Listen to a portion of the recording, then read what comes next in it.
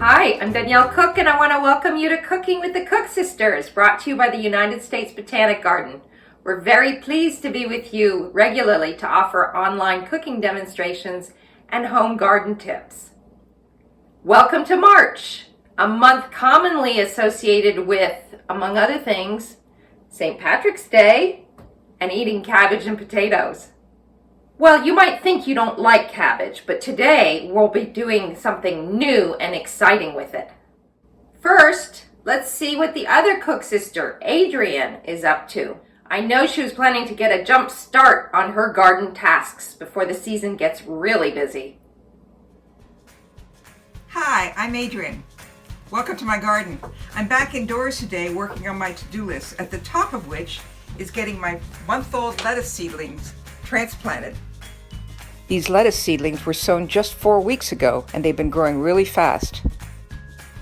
In fact, they've outgrown these containers.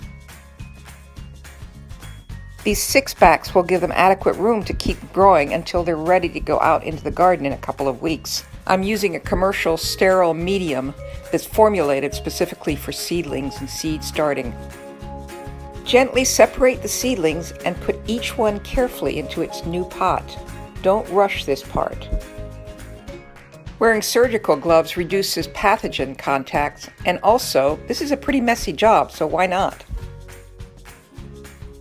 Carefully fill in around each seedling with additional planting mix, tucking the seedlings in so that they don't wobble. The dry seedling mixture has to be thoroughly hydrated. Label even if you don't think you're going to lose track. Now it's back under the lights and on their watering mats.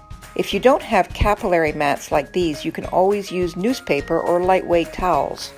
For more hydration, spritz your plants a couple times a day if you can. Thanks for visiting with me today. Next week I'm going to be back in the garden planting potatoes. I hope you'll be there. And now, let's get started with our lucky slaw and spiced pepitas. We'll begin with our beets. While we don't need the greens for this salad, they are full of nutrition, and I'm going to set them aside for another use. Trim off the ends of each root. I'm roasting the beets in foil packets with my garden rosemary and a sprinkling of dried thyme. The red beets and the gold beets get separate packets to protect their colors. If they were roasted together, the red beet juice would discolor the gold beets. They go into a 400-degree oven for about a half an hour. The next step is to toast our spiced pepitas.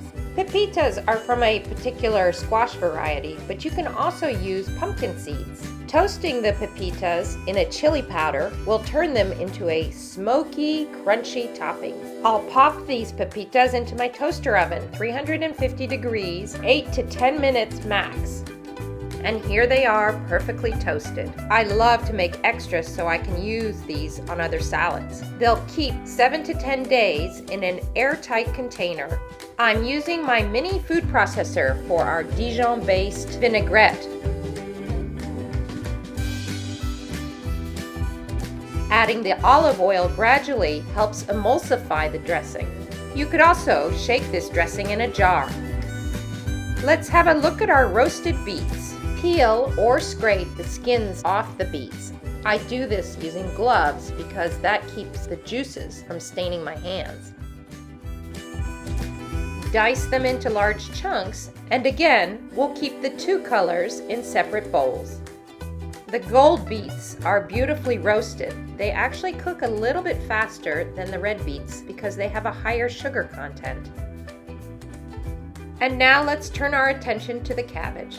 Using a food processor is the easiest way to shred cabbage. Today I'm using purple cabbage and green cabbage and a red onion.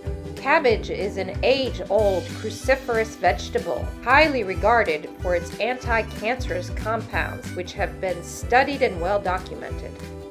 Let's assemble the salad. For color and bonus nutrition, toss in some mixed greens. I'll add the vinaigrette a little at a time. I want it to be glossy, but not saturated or overdressed. The beautiful beets are a great source of vitamin C, minerals, and fiber. And a little bit of feta makes the salad even better. Let's not forget our finishing touch, the spiced pepitas.